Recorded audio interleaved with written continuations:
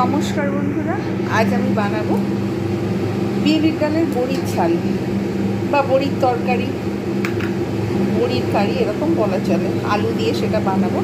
এখানে নিয়েছি বিউলির ডালের বড়ি, এখানে নিয়েছি আলু, এখানে নিয়েছি ঘি, এখানে নিয়েছি ধনে জিরে গুঁড়ো, পরিমাণ মতো লবণ, এখানে নিয়েছি জিঞ্জার আর গার্লিক পেস্ট। আপনারা রসুন ইচ্ছা করলে নাও দিতে পারেন, তবে টেস্ট ভালো হওয়ার জন্য আমি একটু রসুন ব্যবহার করেছি। আপনারা রসুন ছাড়াও করতে পারেন। এখানে নিয়েছি লঙ্কা গুঁড়ো, আর এখানে নিয়েছি হলুদ গুঁড়ো। আর রেসিপিটা হবে সয়াবিন অয়েলে। রেসিপিটা স্টার্ট করি তাহলে। এবারে তেল গরম হয়ে গেছে, সয়াবিন অয়েলটা, বড়িগুলোকে আমি এবারে ভেজে নেবো ভালোভাবে।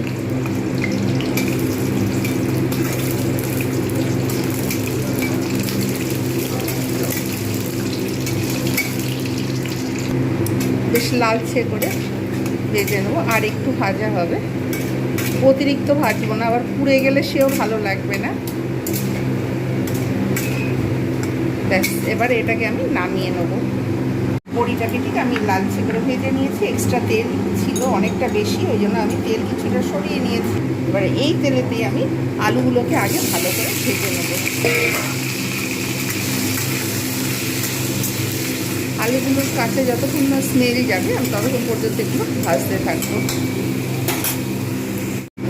আলুগুলোকে বেশ কিছুক্ষণ ধরে লালচে করে ভেজে নিলাম। এইবার আমি এতে একটা একটা করে অন্যান্য ইনগ্রিডিয়েন্টস দেবো। হলুদ গুঁড়োটা দিয়ে দেবো, লঙ্কা গুঁড়োটা দিয়ে দেবো, ধনে জিরে গুঁড়ো দেবো। এবার এতে দেবো জিঞ্জার গার্লিক পেস্ট,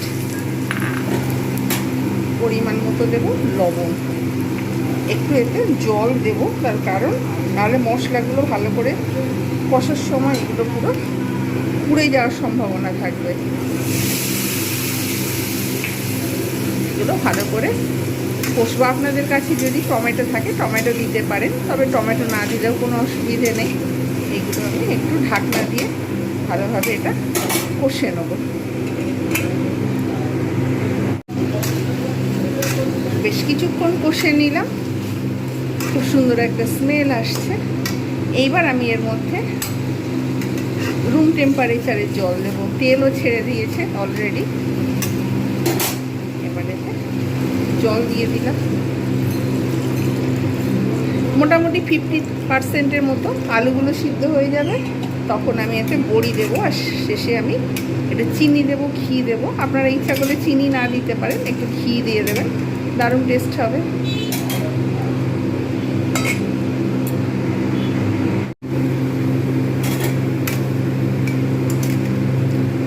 আলু 50% মতো সিদ্ধ হয়ে গেছে। এবার আমি এর মধ্যে দিয়ে দেবো বড়িগুলো। কতগুলো আগে বড়ি দিলে দেখা যায় যে অনেক সময় গলে যায়, যার জন্য আমি একটু দেরিতে দিলাম। এবার আমি এতে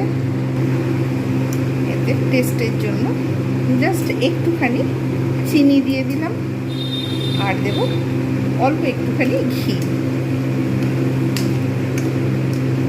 একটু স্ট্যান্ডিং টাইম দেব, বড়িগুলো ঝোলটা সোক করে নেবে। তারপর দেখাচ্ছি কীরকম হয়েছে। আপনারা অবশ্যই বাড়িতে এইভাবে বানাবেন, দেখবেন দুর্দান্ত লাগে এই রেসিপিটা। ভাত, লুচি, পরোটা সব কিছুর সঙ্গে কিন্তু এই বড়ির রেসিপি দুর্দান্ত লাগে। আপনারা বাড়িতে অবশ্যই ট্রাই করুন। আপনাদের কাছে অনুরোধ রইল। একটু স্ট্যান্ডিং টাইম দিয়ে একটু পরে ফিরে আসছি। তৈরি হয়ে গেল সুস্বাদু বড়ির ঝাল।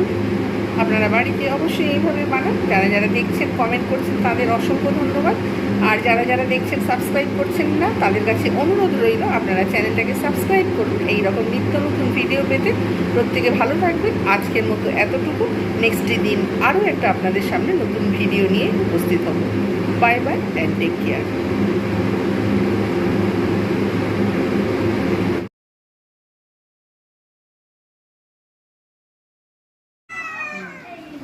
কালী ঠাকুর যাচ্ছে, কালী ঠাকুর বাড়ি থেকে ছবি। খুব সুন্দর হয়েছে। আজকের ভাইফোঁটার দিনে বিসর্জন দিচ্ছে ঠাকুরটাকে।